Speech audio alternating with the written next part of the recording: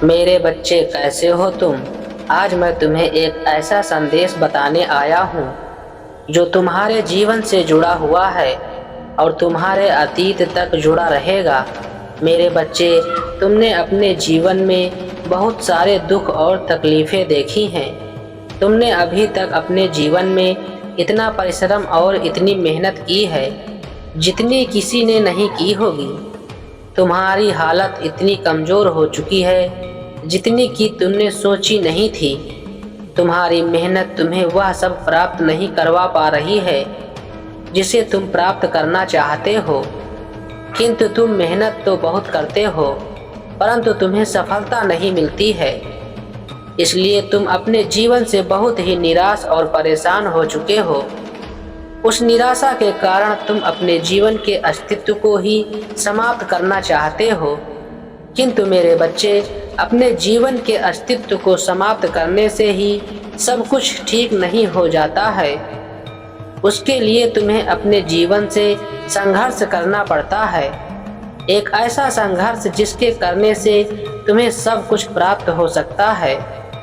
क्योंकि मेरे बच्चे, जीवन में संघर्ष हर किसी को करना पड़ता है। आज जो भी व्यक्ति अपने जीवन में सफल है, उन्हें सब कुछ प्राप्त है, वह भी अपने जीवन में संघर्ष करके ही आगे बढ़े हैं। किसी को ऐसे ही कुछ प्राप्त नहीं हो जाता है, उसके लिए कुछ न कुछ संघर्ष तो करना ही पड़ता है। यदि तुम इतने से ही हार जाओगे तो आगे तो अभी तुम्हें और संघर्ष करना बाकी है, तो तुम आगे की मंजिल कैसे तय करोगे? मुझे तो यही समझ में नहीं आ रहा है। इसीलिए मैं तुम्हें जागरूक करने आया हूँ कि तुम अभी अपने जीवन से निराश मत हो, क्योंकि तुम्हारी जीत तुम्हारी प्रतीक्षा कर रही है। यदि तुम अभी से निराश होकर हार जाओगे तो तुम अपनी सफलता को अपने हाथ से खो दोगे। मेरे बच्चे, यदि तुम अपने महादेव जी को सच्चे मन से मानते हो तो इस वीडियो को अभी लाइक करके चैनल को सब्सक्राइब कर लेना और कमेंट में ओम नमः शिवाय टाइप करके इस संदेश को आगे देखते रहना है। मेरे बच्चे, सभी लोग अपने जीवन में खुशियां प्राप्त करना चाहते हैं, किंतु सभी के जीवन में खुशियां प्राप्त नहीं होती हैं, क्योंकि सबका भाग्य अलग अलग तरीके से लिखा होता है। किसी के भाग्य में क्या लिखा होता है और किसी के भाग्य में क्या लिखा होता है, किंतु व्यक्ति हर चीज को प्राप्त करना चाहता है। जब उसे कुछ प्राप्त नहीं होता है तब वह निराश हो जाता है। किंतु मुझे वह चीज प्राप्त नहीं हुई है।